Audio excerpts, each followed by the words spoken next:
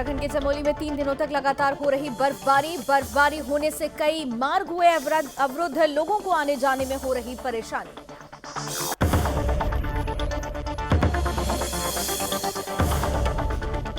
उधम सिंह नगर में पुलिस ने चेकिंग के दौरान पति पत्नी सहित 3 लोगों को अवैध हथियारों और तमंचे के साथ किया गिरफ्तार। मामले में आरोपियों से पूछताछ जारी।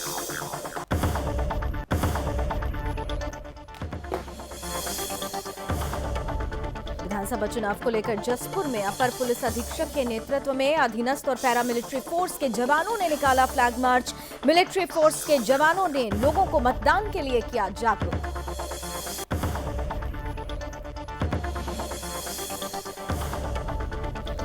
और उत्तराखंड के सीएम पुष्कर सिंह धामी पहुंचे हल्द्वानी। सीएम धामी ने अस्पताल में कोरोना से निपटने की सभी व्यवस्थाओं का लिया जायजा।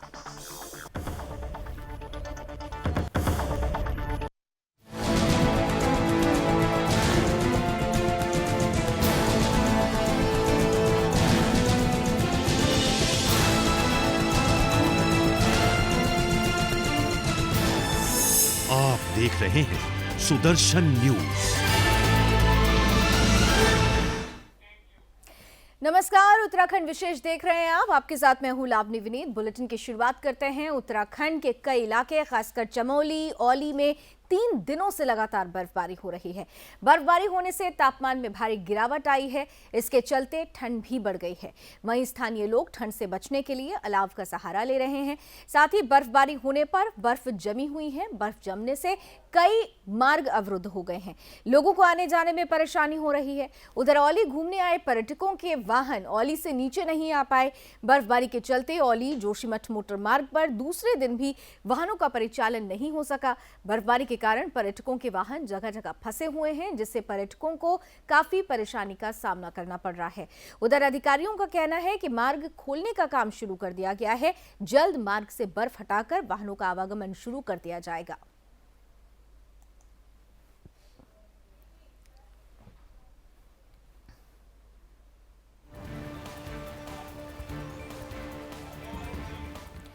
बात रुद्रपुर की कर लेते हैं। रुद्रपुर में प्रतिबंधित पशुओं का वध कर शहर का माहौल खराब करने वाली घटना का पुलिस ने पर्दाफाश करते हुए रामपुर क्षेत्र के 3 आरोपियों को गिरफ्तार कर लिया है, जबकि एक आरोपी ने रामपुर में आत्मसमर्पण कर दिया। दरअसल एसएसपी दिलीप सिंह कुंवर ने कार्यालय में खुलासा करते हुए कहा कि 4 दिन पहले आवास विकास रोड पर एक खाली मैदान में कटे हुए गाय और बछड़े का शव मिला था।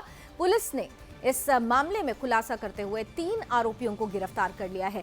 वहीं इस मामले में एसएसपी का कहना है कि घटना में शामिल सभी आरोपी गौ मांस के तस्कर हैं। साथ ही आरोपियों के खिलाफ रामपुर के थाने में दर्जनों केस भी दर्ज हैं। वहीं अभी तक घटना में किसी की साजिश की बात सामने नहीं आई है। फिलहाल मामले में आरोपियों से पूछताछ जारी है।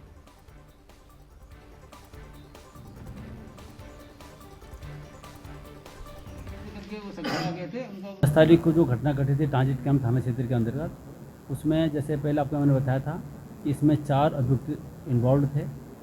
उन चारों में से एक अयूब हकला, उसकी अरेस्टिंग हो गई है। उसके साथ रामपुर में जो मीट बेचने में 2 अन्य सहयोगी थे, अफसर अली और शौलत अली, इन दोनों की अरेस्टिंग कर ली है। तो इस प्रकार से 3 लोगों की अरेस्टिंग आज हुई है।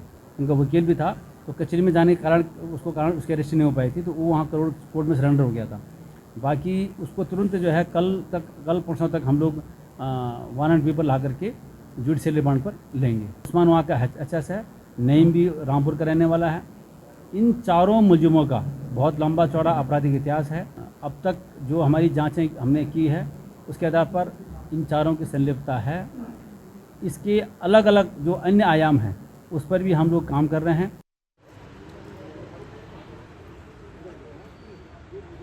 दीपांकर सरकार मेरे सहयोगी इस वक्त जुड़ रहे हैं ज्यादा जानकारी के साथ। दीपांकर, ये बड़ा महत्वपूर्ण मुद्दा था ऐसे समय में जब उत्तराखंड में चुनाव होने वाले हों।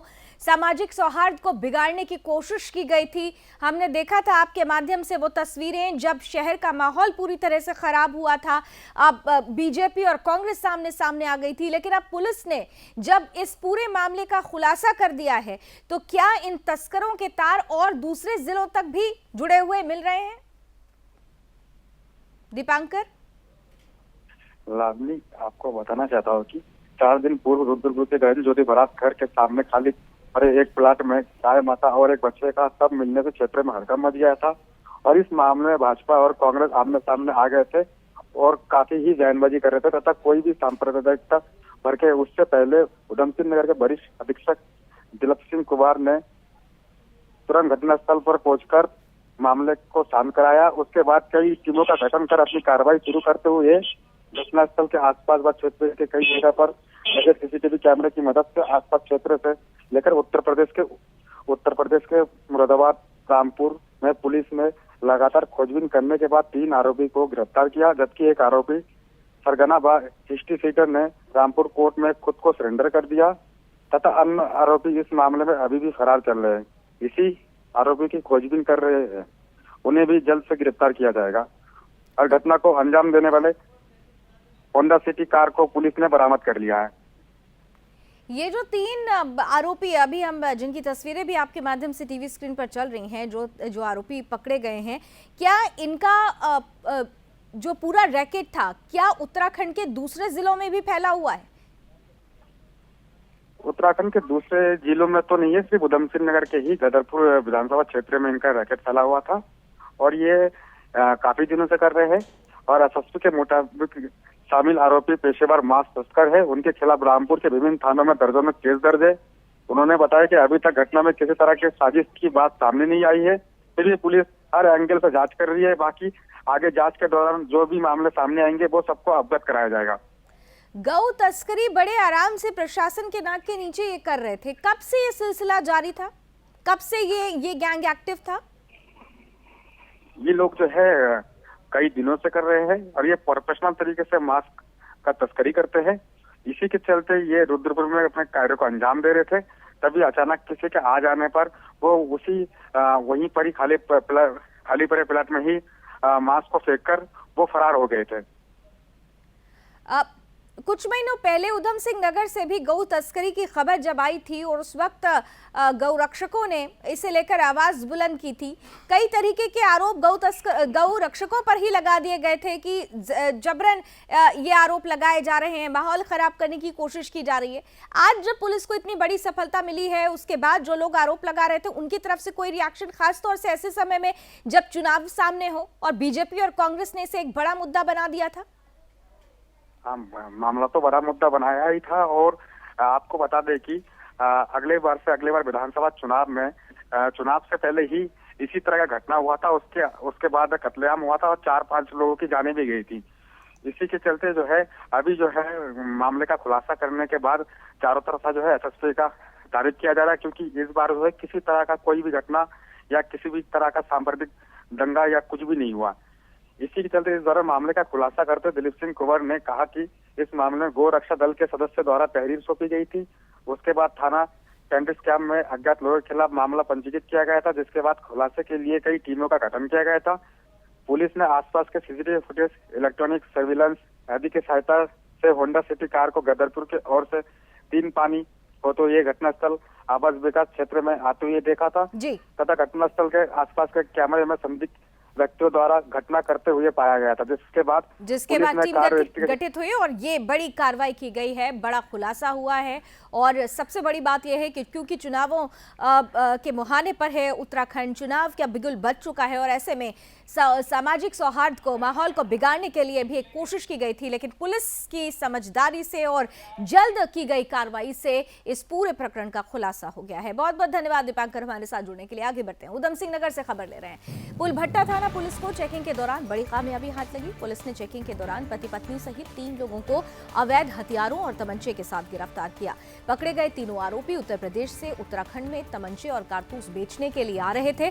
दरअसल विधानसभा चुनावों को लेकर पुलिस प्रशासन लगातार क्षेत्र में चेकिंग अभियान चला रही है।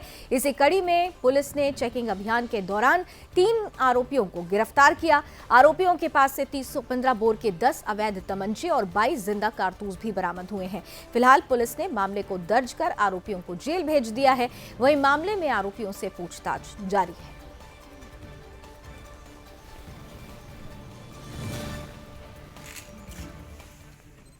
यूपी बॉर्डर पर वहाँ पर चेकिंग कर रहे थे तो हमारे पुलिस ने 10 तमंचे जिसमें 3 हैं 12 बोर के और 7 हैं 315 बोर के, 22 कार्टेजेज हैं इसमें 14 हैं आपके 12 बोर के और 8 हैं 315 बोर के। इसमें 3 अभियुक्तों को पकड़ा गया है, जिसमें एक महिला है, 2 पुरुष हैं। महिला गीता देवी है, उसका पति राकेश कुमार है, और इनका एक गाड़ी भी बरामद हुई है, इको कार है, और इस इको कार का जो ड्राइवर है मतलूब खान, वो भी अरेस्ट हुआ है। इस प्रकार से 3 मुलजिम अरेस्ट हुए हैं, और इस पिछले साल अभी तक की जो ये सबसे बड़ा अभी तक खेप इस उधम सिंह नगर में बरामद हुई है। और संवाददाता राजू सहगल इस वक्त जुड़ रहे हैं ज्यादा जानकारी के साथ। राजू, निश्चित रूप से ये एक बड़ी सफलता कही जाएगी पुलिस की, और वो भी ऐसे समय में जब उत्तर प्रदेश और उत्तराखंड दोनों ही चुनावों की दहलीज पर आ चुके हैं। माहौल खराब करने की एक बड़ी कोशिश, पूरी जानकारी। जी लावनी, सही कहा आपने, बिल्कुल।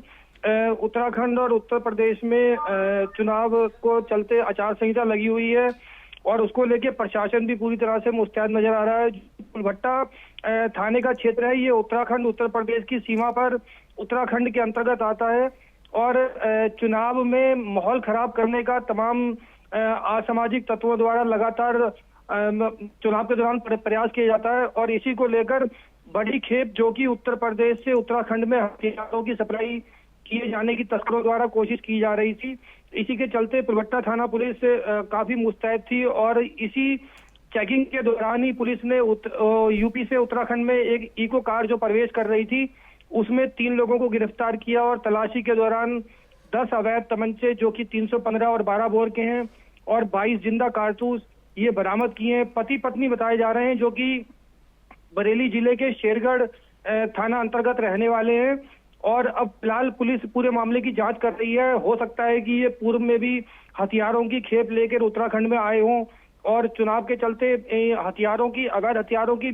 सेल काफी बढ़ जाती है, और इसी को लेकर ही महंगे दामों पर हथियारों को बेचने के लिए ये लोग। क्या जानकारी मिल पाई है कि किन किन क्षेत्रों में इन्होंने अपने पैर पसार रखे थे? किस क्षेत्र में अभी फिलहाल जो पकड़े गए हैं, किस क्षेत्रों में बेचने के लिए, या और दूसरे क्षेत्रों के बारे में कोई जानकारी पुलिस की तरफ से?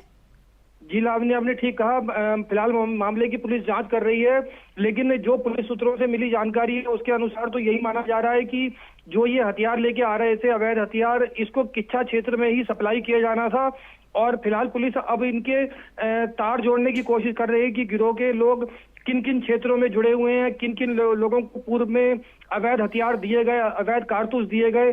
फिलहाल पुलिस उन सब लोगों पे शिकंजा कसने की कोशिश कर रही है, और चुनाव आचार संहिता लागू है, इसको लेकर उत्तराखंड के जितने भी ग्रामीण क्षेत्र हैं जहां से प्रवेश यूपी से उत्तराखंड में किया जा सकता है, वहां पे पुलिस प्रशासन ने बैरिकेडिंग लगाकर फिलहाल सारे रास्तों को बंद कर दिया है, और बड़े पैमाने पे चेकिंग अभियान चलाया जा रहा है। खास तौर से अगर हम इस घटना की बात करें, आपने अभी बताया कि पुलिस तार जोड़ने की कोशिश कर रही है कि इस गिरोह में क्या अभी और लोग शामिल हैं, तो ये गिरोह उत्तर प्रदेश से उत्तराखंड तक सक्रिय है, यानी कुछ लोग उत्तर प्रदेश में और कुछ उत्तराखंड में के अंदर भी जिलों में शामिल हो सकते हैं। जी लावनी, ठीक कहा आपने। जो मादक पदार्थों की तस्करी और अवैध हथियारों की तस्करी है, उसका मुख्य गढ़ उत्तर प्रदेश के तमाम ऐसे इलाके हैं जहां से सस्ते दामों पर ये लोग मादक पदार्थ खरीद के लाते हैं, और साथ ही अवैध हथियार खरीद के लाते हैं, सस्ते दामों पर लेके आते हैं, और उत्तराखंड में महंगे दामों पर इसको बेचते हैं। और ये पूर्व में भी जितने अवैध हथियार से जुड़े लोग तस्कर जो पकड़े गए, या मादक पदार्थ से जो लोग तस्करी करते पकड़े गए, वो ज्यादातर लगभग 99% यूपी के रहने वाले पाए जाते हैं। इसी को लेकर अब ये जो लोग पति पत्नी और जो एक तीसरा कार का ड्राइवर पकड़ा गया है, ये भी उत्तराखंड में जो माल हथियार देने आए थे, ये लोग भी यूपी के बरेली जिले के रहने वाले हैं। तो उत्तर प्रदेश से उत्तराखंड तक अवैध हथियारों की तस्करी करने वालों का गिरोह अब एक्टिव हो चुका है। हालांकि समय रहते उत्तराखंड पुलिस ने उधम सिंह नगर में आपने देखा कि ये बड़ी कामयाबी हासिल की है। चुनाव आचार संहिता लागू है, माहौल को खराब करने के लिए इस तरीके से अवैध हथियारों की तस्करी कहीं ना कहीं से सवाल जरूर खड़ा करती है, लेकिन पुलिस प्रशासन की चुस्त दुरुस्त व्यवस्था भी यहाँ पर नजर आती है। और अब इस पूरे घटना चक्र में उत्तर प्रदेश की पुलिस के सहयोग से उस गिरोह के और लोगों तक पहुंचने की कोशिश की जा रही है जो इस पूरे रैकेट में शामिल है। बहुत बहुत धन्यवाद राजू हमारे साथ साथ जुड़ने के लिए। आगे बढ़ते हैं। आगामी विधानसभा चुनाव को देखते हुए अब जिला प्रशासन और पुलिस फोर्स शांतिपूर्ण मतदान करवाने के लिए पूरी तरह से अलर्ट है।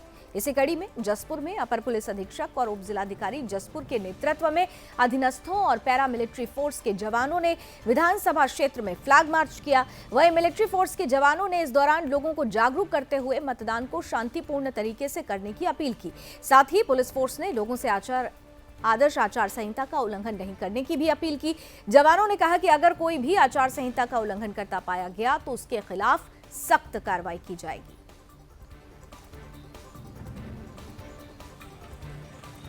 एक्स्ट्रा मिलता है। इस बार भी एक कंपनी पैरामिलिट्री फोर्स CPMF मिली है हमें, और उसके अलावा दो प्लाटून PSC और हमारे यहाँ का पुलिस लाइन से फोर्स मिला हुआ है। इसके दृष्टिगत हम कोशिश कर रहे हैं कि कोई भी शहर में इस तरह की कोई घटना घटित न हो जिससे कि इस जो आदर्श आचार संहिता है उसका उल्लंघन हो। कोशिश की जाएगी कि इलेक्शन में सभी लोग पार्टिसिपेट करें, अच्छी तरह से पार्टिसिपेट करें, उनको कोई दिक्कत न हो, और वोटिंग के दिन अधिक से अधिक लोग जाके वोट दें, और कोई उनको किसी भी तरह की प्रॉब्लम ना आए। जो अवैध रूप से जो वोट डलवाने की कोशिश करेंगे, शराब या कोई इस तरह की चीज़ें वहाँ पर देने की कोशिश करके लालच में लाने की कोशिश करेंगे, उनके विरुद्ध अनुशासनात्मक उनके विरुद्ध ठोस कानूनी कार्रवाई की जाएगी। वहीं उत्तराखंड के सीएम पुष्कर सिंह धामी हल्द्वानी के अस्पताल पहुंचे, जहां सीएम ने अस्पताल में कोरोना से निपटने की सभी व्यवस्थाओं का जायजा लिया। इस दौरान उनके साथ मेडिकल कॉलेज के प्रिंसिपल और CMO भी मौजूद रहे। राज्य में कोरोना के केस आए दिन नए रिकॉर्ड तोड़ रहे हैं, और ऐसे में अस्पतालों में सभी व्यवस्थाओं का होना जरूरी है, जिसके चलते सीएम धामी ने अस्पताल की व्यवस्था का जायजा लिया। सीएम धामी ने मीडिया से बातचीत करते हुए कहा कि देश में ओमिक्रॉन की लहर तेजी से बढ़ रही है। इसे देखते हुए स्वास्थ्य विभाग की टीम को 24 घंटे अलर्ट के मोड पर रखा गया है। साथ ही पूरे राज्य में एहतियात बरते जा रहे हैं। सीएम ने कहा कि कोविड-19 को लेकर सभी अस्पतालों को सारी सुविधाओं से चुस्त दुरुस्त कर दिया गया है।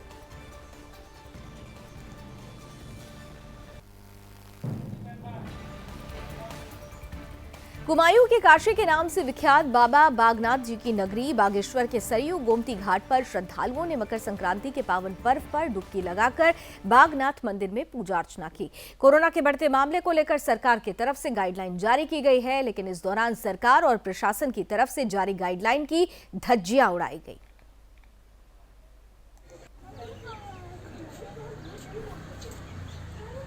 हम भोले से आए सूरजकुंड में, हम यहाँ जनेऊ करने आए थे। हमको यहाँ बहुत अच्छा लगा।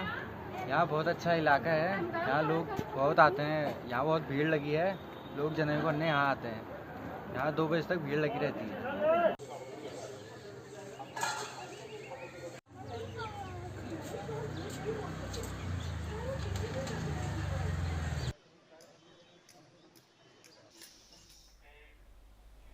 विधानसभा चुनाव को लेकर पुलिस प्रशासन की तरफ से तैयारी शुरू हो गई है। इसी क्रम में दिनेशपुर में BSF और पुलिस प्रशासन ने मिलकर पूरे शहर में फ्लैग मार्च निकाला। इस दौरान लोगों को आचार संहिता, कोरोना गाइडलाइन सहित मतदान के लिए जागरूक किया गया। वहीं पुलिस क्षेत्राधिकारी ने कहा कि लोगों से क्षेत्र में शांति व्यवस्था कायम रखने की अपील की गई पुलिस की तरफ से। साथ ही उन्होंने असामाजिक तत्वों को आगाह करते हुए कहा कि पुलिस प्रशासन आदर्श चुनाव आचार संहिता का उल्लंघन और किसी भी प्रकार की अनियमितता बर्दाश्त नहीं करेगा।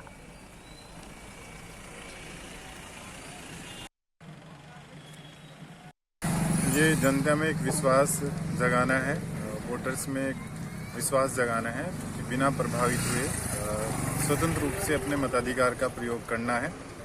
यदि आपको कोई प्रभावित करने का प्रयास करता है, कोई प्रलोभन, कोई लालच देने का प्रयास करता है, तत्काल उसकी सूचना पुलिस प्रशासन को दें, उसमें कार्रवाई की जाएगी। इसके थ्रू ये विकासनगर तहसील क्षेत्र के कटा पत्थर गांव में एक कलयुगी बेटे ने अपनी सौतेली मां को 2 दिन पहले हवस का शिकार बनाया। उसके बाद अपनी मां को पीट कर लहूलुहान कर दिया। मां का शोर शराबा सुनकर गांव के लोग इकट्ठा हुए और बेटे के चंगुल से मां को छुड़ाया। वहीं स्थानीय लोगों ने पीड़ित मां को अस्पताल भेज दिया, जहां डॉक्टर्स ने उन्हें मृत घोषित कर दिया। वहीं इस मामले पर ग्रामीणों ने पुलिस को सूचना दी। वहीं मौके पर पहुंची पुलिस ने मामले को दर्ज कर आरोपी को गिरफ्तार कर लिया है। फिलहाल आरोपी से मामले में पूछताछ जारी है।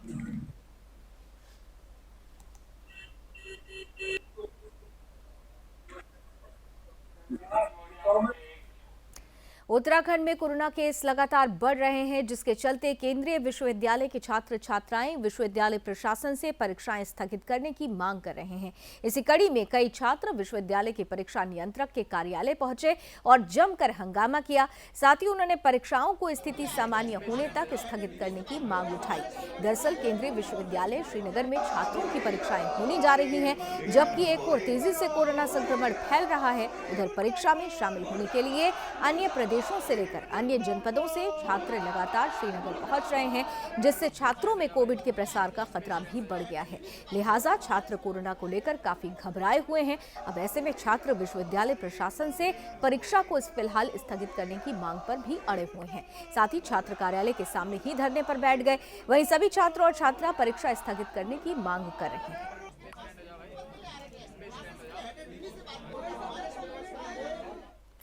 विधानसभा चुनाव को लेकर तैयारी तेज हो गई है। इसी कड़ी में लोकतंत्र के इस महाकुंभ में मतदाताओं को मतदान के लिए ज्यादा से ज्यादा संख्या में प्रेरित करने के लिए मतदाता जागरूक अभियान के तहत रुद्रपुर में हस्ताक्षर अभियान चलाया गया। इस अभियान में जिला निर्वाचन अधिकारी और जिला मजिस्ट्रेट युगल किशोर पंत शामिल हुए। वहीं जिला निर्वाचन अधिकारी और जिला मजिस्ट्रेट ने हस्ताक्षर अभियान में पहुंचकर मेरा वोट मेरा अधिकार बोर्ड पर हस्ताक्षर किए। जिला मजिस्ट्रेट युगल किशोर पंत ने कहा कि स्वस्थ और विकसित लोकतंत्र के लिए मतदाताओं का जागरूक होना आवश्यक है।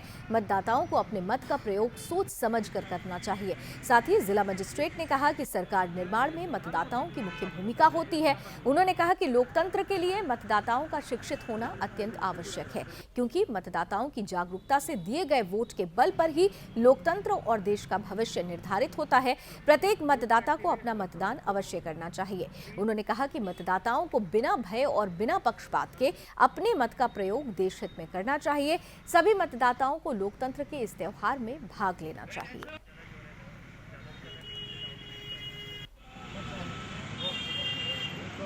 14 फरवरी को विधानसभा निर्वाचन के लिए मतदान होना है और मतदाता जागरूकता अभियान बेहद ज़रूरी है कि लोगों को लगे कि आने वाले निर्वाचन में हम अधिक से अधिक संख्या में जाके मत का इस्तेमाल करें और फ्री एंड फेयर इलेक्शन को हम लोग सब मिल के बढ़ावा दे रहे हैं, ताकि सब लोग एक ज़्यादा से ज़्यादा संख्या में आएंगे, ज़्यादा से ज़्यादा मतों का इस्तेमाल करेंगे तो अच्छे कैंडिडेट के जीतने की संभावना है। और अगर अच्छा कैंडिडेट जीतता है तो अच्छी सरकार बनेगी, लोगों की अपनी सरकार बनेगी। सरोवर नगरी नैनीताल उत्तराखंड हाईकोर्ट में 1 महीने का शीत अवकाश घोषित हो गया है। ये जानकारी हाईकोर्ट के रजिस्ट्रार जनरल ने दी। वहीं हाईकोर्ट अवकाश की अवधि में महत्वपूर्ण मामलों की सुनवाई के लिए एकल पीठ बैठेगी। हाईकोर्ट बार एसोसिएशन के कैलेंडर 2022 में शीत अवकाश 17 जनवरी से 11 फरवरी तक दिया गया है। इस क्रम में पहले हफ्ते न्यायमूर्ति आरसी खुलबे, दूसरे हफ्ते न्यायमूर्ति एनएस धनिक, तीसरे हफ्ते न्यायमूर्ति आलोक वर्मा और अंतिम हफ्ते न्यायमूर्ति रविंद्र मैठाड़ी की पीठ वादों की सुनवाई करेगी।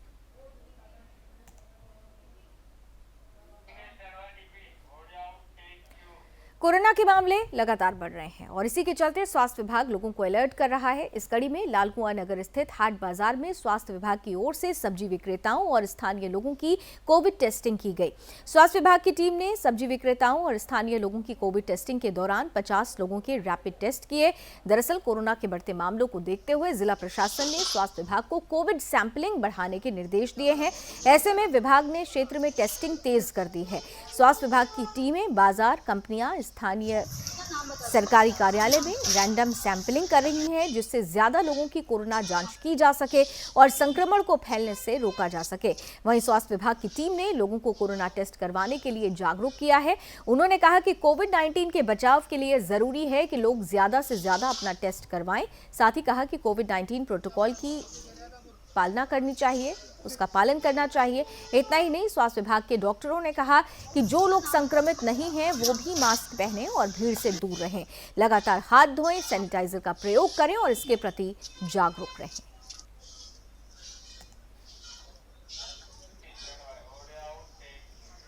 वहीं विधानसभा चुनाव को लेकर पुलिस प्रशासन तैयारियों में जुट चुका है। इसके चलते क्षेत्र में लगातार पुलिस प्रशासन की तरफ से चेकिंग अभियान चलाया जा रहा है। पुलिस ने काशीपुर में चेकिंग अभियान के तहत अलग अलग स्थानों से 4 अवैध हथियार के साथ ही 3 लोगों को गिरफ्तार किया। वहीं इस मामले में एसपी कार्यालय में खुलासा करते हुए एसपी चंद्रमोहन ने कहा कि आदर्श आचार संहिता के चलते पुलिस और एसओजी की संयुक्त टीमें लगाई गई हैं, जिसमें समय समय पर चेकिंग अभियान चलाया जा रहा है। बाहर से आने वाले संदिग्ध लोगों पर नजर रखी जा रही है। इसी क्रम में पुलिस ने 3 आरोपियों को रंगे हाथों गिरफ्तार किया। वहीं आरोपियों के कब्जे से तमंचे और कारतूस बरामद किया गया है। फिलहाल पुलिस ने मामले को दर्ज कर तीनों आरोपियों को जेल भेज दिया। वहीं मामले में आरोपियों से पूछताछ जारी है। काशीपुर और काशीपुर पुलिस की संयुक्त जो अभियान था, इसमें 4 अवैध असले बरामद किए गए हैं। जैसे कि लगातार आदर्श आचार संहिता लागू हो गई और उसके बाद हम लोग लगातार चेकिंग अभियान चला रहे हैं और इसमें अवैध शराब, अवैध अस्त्रों के बारे में जो इसमें कार्रवाई की जा रही। तो इसी संदर्भ में कल भी लोग चेकिंग वगैरह कर रहे थे, एसओजी और काशीपुर पुलिस। तो इसी में 2 अभियुक्त जो कि सचिन और विशाल, ये मुरादाबाद के रहने वाले हैं, इनसे 3 असले बरामद हुए हैं। एक 315 बोर का, एक 12 बोर का और एक 32 बोर का। तो दोनों ही लोग मुरादाबाद के हैं। ये कहीं बाहर से यहाँ पर असला बेच रहे थे, किसी को देना था, लेकिन इनके जो वहाँ से कोई फ़ोन नहीं आया। फ़ोन के माध्यम से इनको बताना था कि किसको देना है, इसलिए वहाँ डिलीवरी नहीं हो पाई और इससे पूर्व में ही पुलिस ने पकड़ लिया। प्रदेश में आदर्श आचार संहिता लागू होते ही पुलिस महकमे ने कमान कस ली है। इस पर काशीपुर क्षेत्र के अपर पुलिस अधीक्षक की अगुवाई में तमाम पुलिस महकमे ने नगर और ग्रामीण क्षेत्रों में फ्लैग मार्च निकालते हुए लोगों को आदर्श आचार संहिता का पालन करने का पाठ पढ़ाया। इस दौरान पुलिस के जवानों ने शक्ति प्रदर्शन कर अराजक तत्वों को ये संदेश भी दिया। वहीं किसी भी किस्म की अराजकता को बर्दाश्त नहीं किया जाएगा। अपर पुलिस अधीक्षक चंद्रमोहन ने मीडिया से बातचीत करते हुए कहा कि क्षेत्र में आदर्श आचार संहिता का सख्ती से पालन कराया जाएगा। साथ ही इस दौरान उन्होंने कहा कि अगर आचार संहिता का उल्लंघन करते हुए कोई पाया गया तो उसके खिलाफ कठोर वैधानिक कार्रवाई अमल में लाई जाएगी। उन्होंने कहा कि फ्लैग मार्च कर आम जनमानस को संदेश दिया जा रहा है। अपर पुलिस अधीक्षक चंद्रमोहन ने कहा कि हर चुनाव में जगह पुलिस फोर्स का इस्तेमाल किया जाता है, जिससे कि चुनाव को ठीक से और शांतिपूर्ण तरीके से संपन्न कराया जा सके। सामान्य विधानसभा निर्वाचन 2022 के लिए आदर्श आचार संहिता लागू हो गई है और इसी संदर्भ में सामान्य सभी नागरिकों से, समस्त नागरिकों से ये अपील की जा रही है कि कृपया वे निर्भीक होकर अपना मत का प्रयोग करें, किसी दबाव और लालच में ना आएं। और अगर कोई आचार संहिता का उल्लंघन करता है, इस संबंध में कोई सूचना प्राप्त होती है, तो इसमें तत्काल पुलिस के द्वारा आवश्यक वैधानिक कार्रवाई की जाएगी। और इसी के साथ जो भी अराजक तत्व हैं जो चुनाव के दौरान गड़बड़ी कर सकते हैं, उनके विरुद्ध हम 107(16), 151 गुंडा एक्ट, गैंगस्टर एक्ट के तहत कार्रवाई कर रहे हैं और उनको लगातार और चलिए इसी के साथ उत्तराखंड विशेष में अभी बस इतना ही, लेकिन देश और दुनिया की तमाम खबरों के लिए आप जुड़े रहिए सुदर्शन न्यूज के साथ। जय हिंद।